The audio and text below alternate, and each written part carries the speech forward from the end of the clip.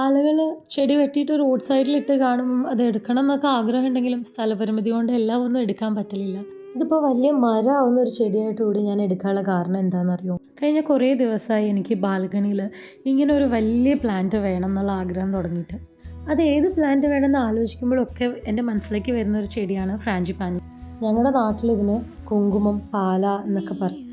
എൻ്റെ വീട്ടിൽ വഴീൻ്റെ സൈഡിലായിട്ട് ഇതിൻ്റെ ഒരു വലിയ മരം ഉണ്ടായിരുന്നു. അതുമ്മ വലിഞ്ഞ് കയറുന്നതിന് അമ്മയുടെ അടുത്തുനിന്ന് നല്ല ചീത്തയും കേൾക്കുമായിരുന്നു. പിന്നെ ഞങ്ങളുടെ അയൽപ്പക്കത്തുള്ള അക്കിത്തത്തെ പറമ്പിൽ ഇതിൻ്റെ ഒരു വളരെ പഴക്കമുള്ള അമ്മമരം ഉണ്ടായിരുന്നു.